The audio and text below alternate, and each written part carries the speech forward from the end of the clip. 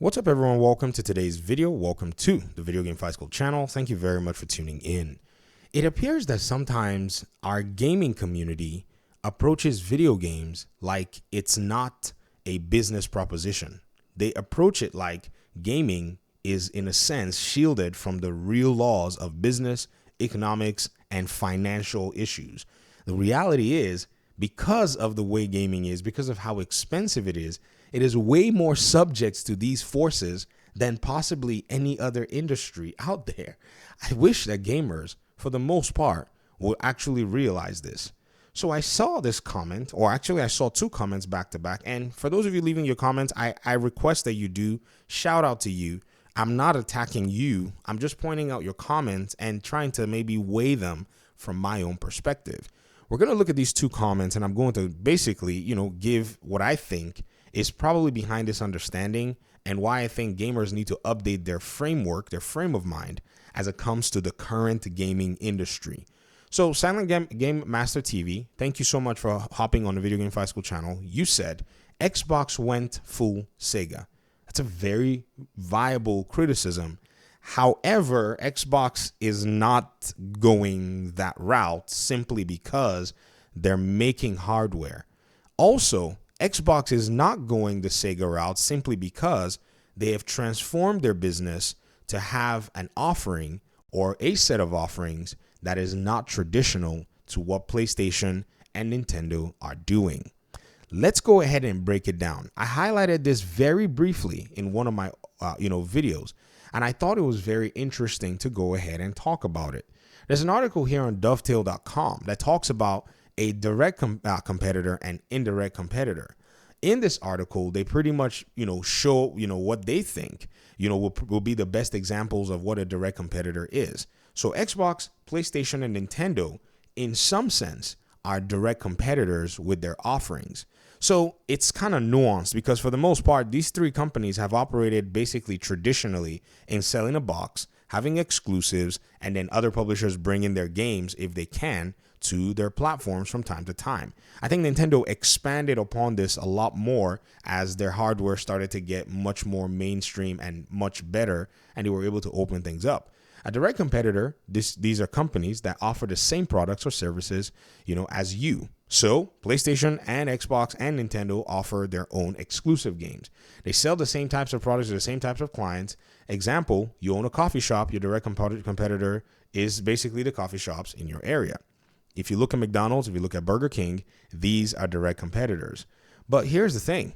This is a concept that many people have to basically go ahead and take into account because as much as direct competitors may be a thing, there's also the aspect of indirect competitors. Xbox is also, at the same time as is a direct competitor, is an indirect competitor to PlayStation and Nintendo. Indirect competitors are businesses with different products or services that target the same clients as your businesses.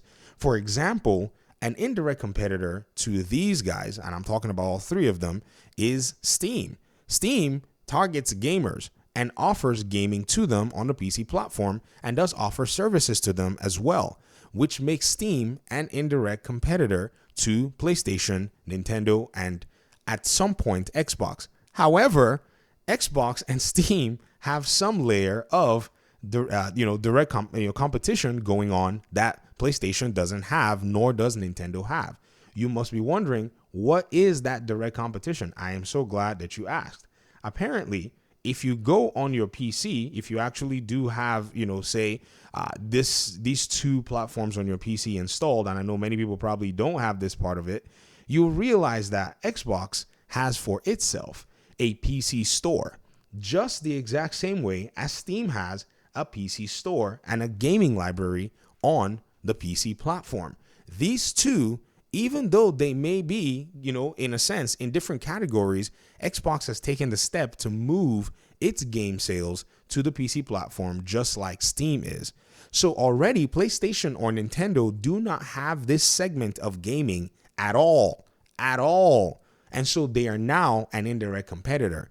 To add to it, Game Pass is existent on this platform as well, which in the case of Steam, there is no such thing. In the case of Epic Games, there's no such thing. In the case of Good Old Games, there's no such thing. So here's Epic Games as well. They themselves, they have Fortnite, but they do not have a subscription service that is available here. So at the end of the day, there is direct and indirect competition happening all over the place, but still, you have to say Xbox has basically continued to separate itself over time from all of what I think is the burden of being a competitor of the traditional sense. So when people say Xbox has gone full SEGA, no, they haven't. They've basically, in a sense, uniquely, dissociated themselves from being just a traditional publisher. However, they've added more options to their gaming platform. So they took themselves away from being, stuck to the brick and started to become a platform to provide games for people. So that, in my opinion, is exactly what we're seeing right now. And that's my, take on comment number 1. Now let's go ahead and look at comment number 2. Mark Yida Major said, consoles are about one thing and one thing only, the games. Nintendo, Sony, and Xbox all offer one thing in common, games. Exactly. Now, the big three offer third-party games, which is what moves the consoles for the most part.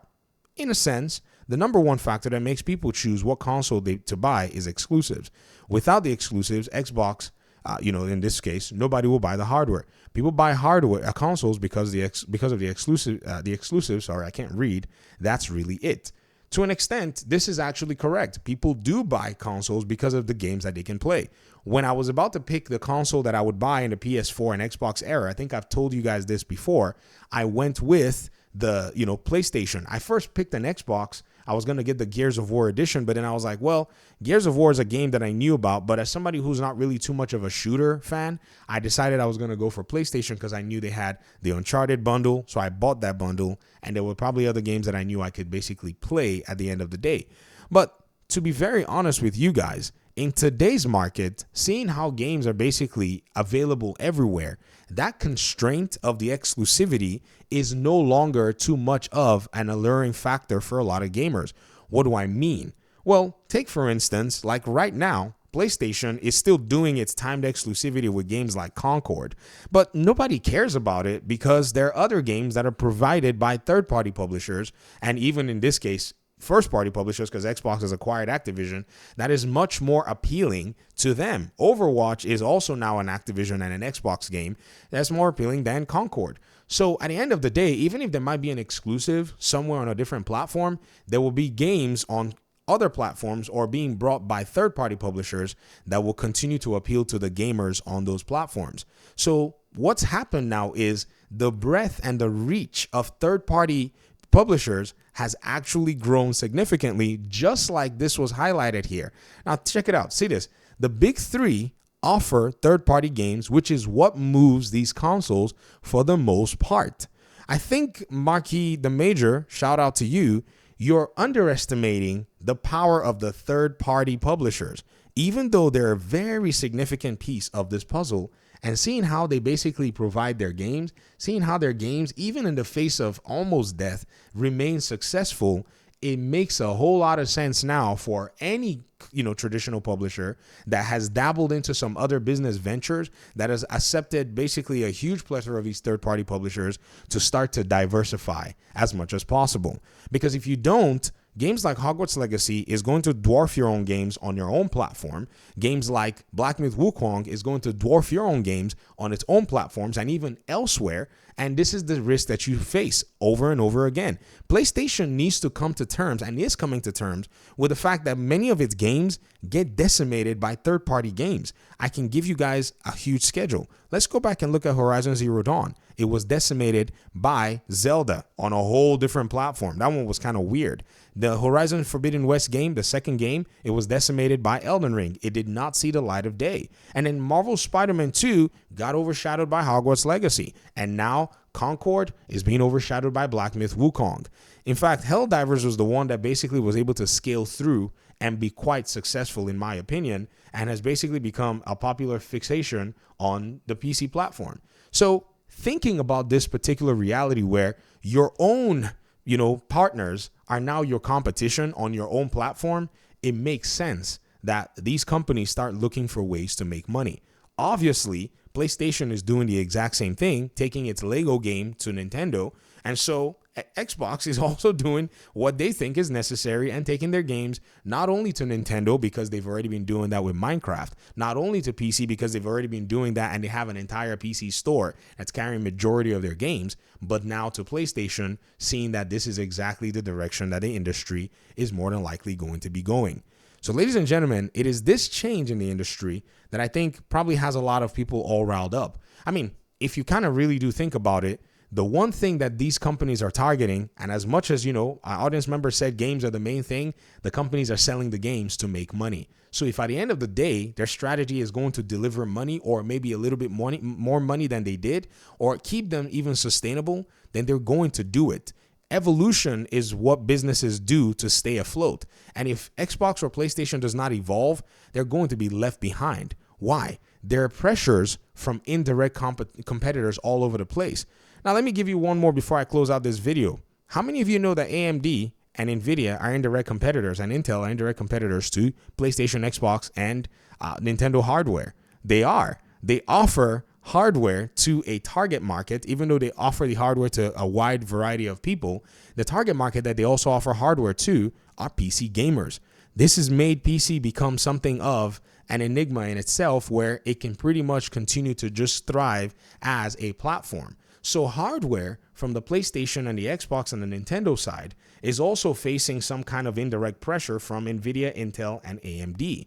So as those three continue to fight in their own direct competitive markets and slightly indirect competitive markets, it bleeds into the console side of things. And so people are looking at the PC option and going, well, now that I have indirect competitors that are offering pretty much what these direct competitors are offering, I probably need to take a closer look at what's going on. So ladies and gentlemen, this is what the gaming industry has been seeing for the last few years. And I think a lot of people have not necessarily been quick to dial into it. In dialing into it, you'll understand, and I think you'll be able to make really solid moves at the end of the day. And this is why I've been talking about this for the longest time. It is all of this that actually kind of work together that makes things very interesting. I mean, think about the PS5 Pro. It's going to come out and it's not going to be able to touch hardware on a PC that's been out for about 2, almost 3 years. Think about the newest Xbox. When it comes out, if it's going to be at the same price point, it's not going to be able to touch PC hardware that's been here for the last 2 or 3 years.